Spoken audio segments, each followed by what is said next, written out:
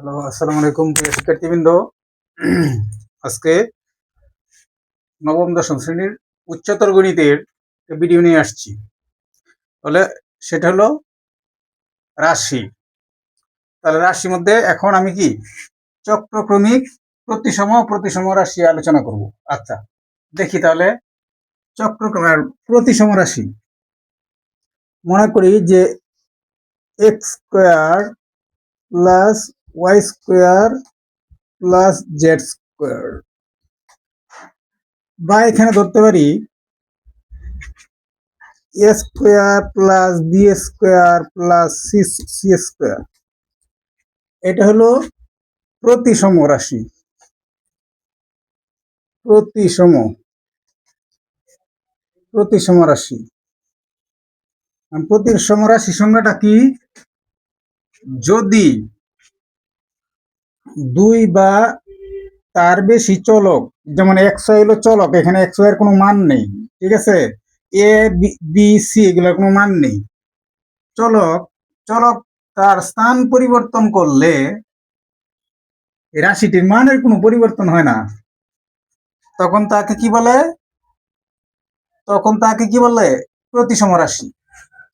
যেমন এই যে এখানে একটা রাশি, এখানে যদি আমরা এক্স এর জায়গায় ওয়াই বা ওয়াই এর জায়গাতে এক্স বসাই, তাহলে Y square plus X square, আর জেড স্কোয়ারটা ঠিক ঠিক থাকলো।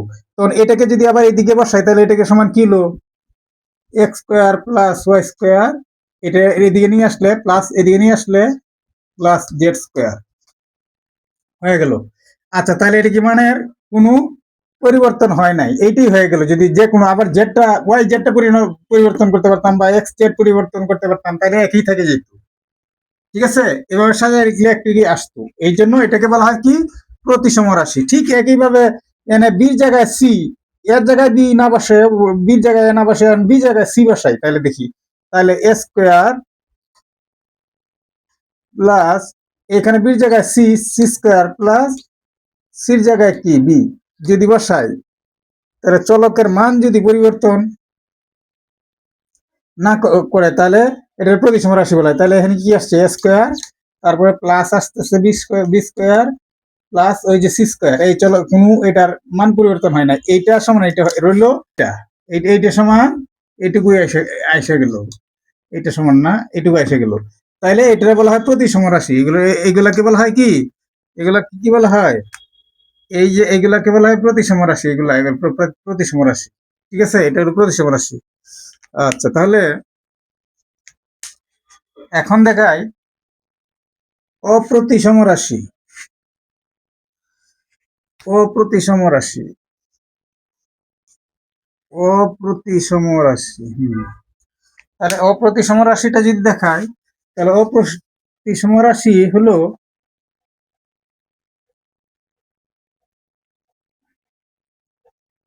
এটা একটু ব্যতিক্রম। আচ্ছা, আর যখন দুই দুই বা ততোধিক চলকের নিয়ে রাশি গঠিত হয়, ওইটার যদি চলকের স্থান পরিবর্তন করলে যদি সেটার মান পরিবর্তন হয়ে যায়, তখন সেটাকে অপ্রতিসম রাশি বলে।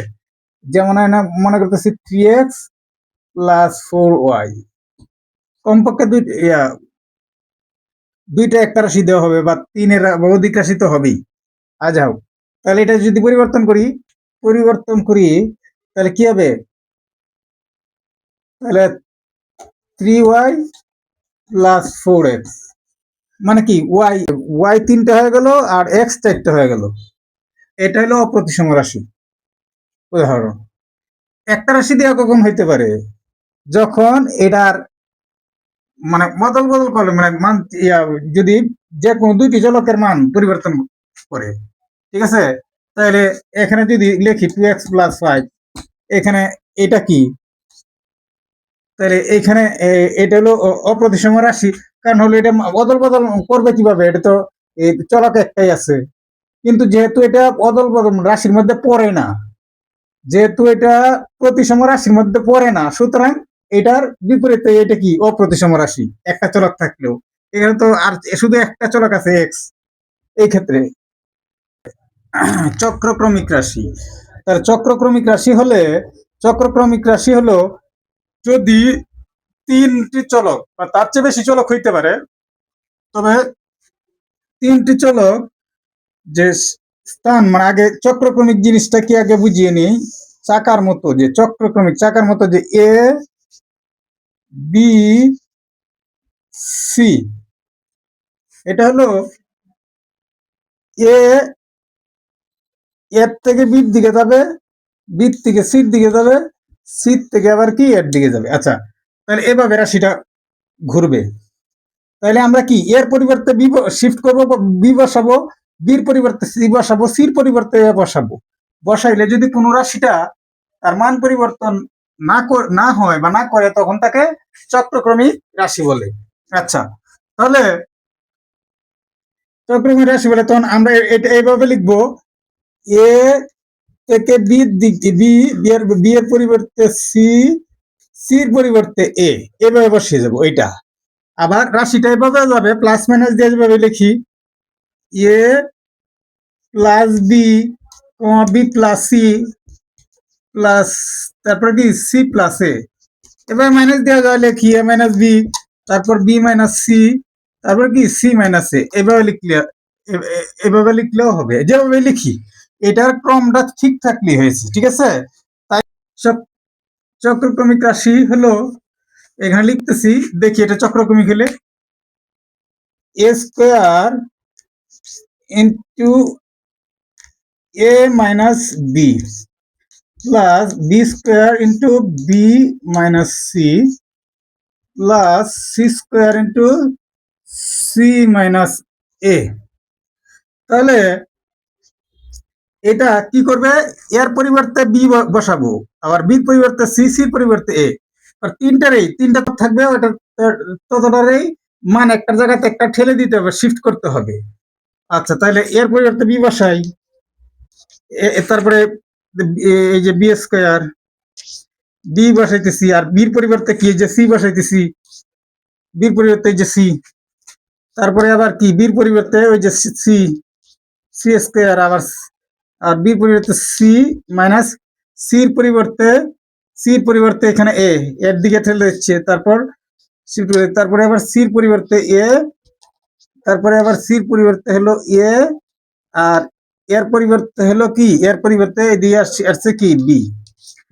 অরিজিনালি এটা কি মানে হয়েছে, এটা যদি সাজায় লিখতেও পারি না, আচ্ছা সাজায় লিখলেও প্লাস সবার আগে দিতে হবে না, square into A minus B plus এই যে বি স্কোয়ার, এটা আগে সবার আগে প্লাস বি প্লাস হাতে দিতে হবে, B square into B minus C plus C square into C minus A, একই রাশি হইলো।